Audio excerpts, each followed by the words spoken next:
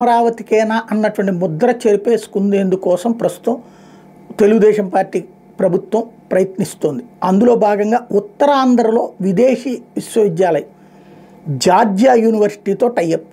సాధారణంగా మన వాళ్ళు విదేశాలకు వెళ్ళి చదువుకుంటున్నారు. అక్కడ చదువుకోవడం వల్ల అక్కడ ఏదైనా ఉపాధి పొందటం, ఆ తర్వాత ఉద్యోగ అవకాశాల కోసం అక్కడ సెటిల్ అయ్యే ప్రయత్నాలు చేస్తున్నారు. ఇప్పుడు ఆ దేశాలలో ఉన్నటువంటి చట్టాల కారణంగా వాళ్ళు ప్రెషర్ చేస్తుండటం వల్ల ఇదివరకటికి మళ్ళీ ఫ్రీ హ్యాండ్ లేదు.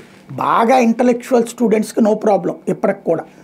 అలా కాకుండా సాధారణ విద్యార్థులు కూడా అక్కడికి వెళ్ళిపోయి ఏదో ఒక చదువుల్లో చేరిపోయి ఆ పైన అక్కడ ఉపాధి అవకాశాలు పొందుతూ ఉండటంతో ఆయా దేశాల్లో ఉపాధి అవకాశాలు స్థానికులకి కరువు అవడం. ఎందుకంటే స్థానికులు $15-20 సంపాదించుకునే చోట మనోళ్ళు $5-6 పనిచేస్తే, లేదో $10 పనిచేస్తుంటే మనోళ్ళకి ఫెసిలిటీ వస్తుంది, వాళ్ళు దెబ్బతింటున్నటువంటి పని. దాంతో వస్తున్న తిరుగుబాటు నేపథ్యంలో ఆయా దేశాలలో పాలకుల తీరు మారుతుందనడానికి సాక్ష్యం ట్రంప్ది. ఇప్పుడు అక్కడ కీలకమైనటువంటి అడుగులు వేస్తున్నారు. అలాంటి విశ్వవిద్యాలయాలు అంటే మనం విదేశీ చదువులు చదువుకోవాలనుకున్నప్పుడు ఇక్కడే ఏర్పాటు చేసుకోవడం అన్నటువంటి దాంట్లో ఇప్పటికే ఇతర రాష్ట్రాలకు సంబంధించినటువంటి విఐటి లేకపోతే ఎస్ఆర్ఎంటీ లాంటి యూనివర్సిటీలని అమరావతిలో పెట్టారు. ఇతర రాష్ట్రాలు అంటే అంతర్రాష్ట్ర యూనివర్సిటీలు ఇక్కడికి వచ్చినాయి.